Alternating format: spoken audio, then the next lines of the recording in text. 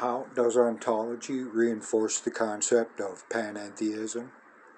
A causative force being, as religions say, omnipresent is panentheism. Panentheism did not assign the characteristics of omnipresence to the causative force. This was done by religions. Panentheism is not an entity. It is not an organization.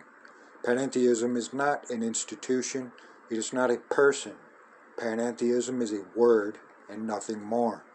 It cannot be worshipped any more than the word blue, big, short, nice, or good, can be worshipped. Panentheism is just a word that describes the size and/or primal location of the causative force, meaning she is so big the universe must be inside her. Panentheism is simply a statement of size. The American Indians, the Hindus, the Buddhists, etc., are panentheistic, for they all held to the concept that the causative force is omnipresent. Ontology would simply imply that if an entity is defined as being all-present, omnipresent, which is what traditional religions of Judaism, Christianity, Islam, etc. do, then they cannot qualify that by saying, but the universe is not in the causative force. Most present-day religions profess the concept of panentheism through declaring that the causative force is omnipresent. But this declaration is not actual. It's just conceptual. Then they go on and say that this isn't so because the causative force transcends the universe. But you cannot have it both ways. Either the causative force is omnipresent, all-present, or it isn't. Either the universe is within the causative force or it isn't. Many religions do not want to accept the concept that the universe lies within the causative force because they cannot rationalize an apparently imperfect universe existing within a perfect causative force. Thinking creatively, this paradox can be dealt with differently than through the elimination of the omnipotence of the causative force. A model of an imperfect universe being located within a perfect God or causative force can be constructed using the basic beliefs of Hinduism, Judaism, Buddhism, Christianity, Islam, ontology, and science. By reassembling these basic building blocks, a model can be built explaining a state of imperfection within a state of perfection through molding nothingness into something. This is a process only recently understood by science.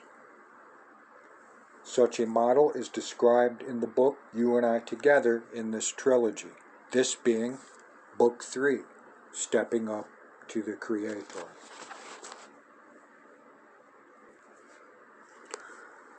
What does ontology reinforce about the significance of existence, life? A philosophical perception of a causative force would imply significance for life, an entity. To create something as complex and large as we perceive our universe to be logically implies a reason for doing so. Why a causative force chose to create a universe and life is not something we can identify with certainty. We can, however, come up with some considerably logical reasons. These reasons would be logical based upon our perceptions. But what perceptions do we have to base assumptions upon? And what are these perceptions? They are the ideas of monotheism and eternal soul, suffering is not necessary, loving one another, justice, logic, and observation, or science. What perceptions do we have that we can use as a foundation upon which we can start building a universal philosophical perception? we can use perceptions with the vast majority of us as a species perceive to be true. Are there such perceptions? Certainly. The perceptions may not be held by all, nor may they be held to be the core of their particular beliefs, but they do seem to be held by the majority of us in one form or another. The understanding of what the causative force is and just why it would have gone to the effort of creating a universe is therefore not an impossible task to address. It is one that can be done using philosophy to fuse basic religious assumptions that we as a species have incorporated into our society over the past 20,000 plus or so years. They are assumptions science has made through observing the universe within which we perceive. And what do our faiths and observation lead us to understand? They lead us to understand that there is a causative force to the universe. Science, the causative force is panentheistic, omnipresent, omnipotent, and omniscient. The causative force is eternal and is tied to the soul. Hinduism does not like suffering. Buddhism is loving. Christianity is just. Islam and can grow through learning knowledge that does not yet exist, or science.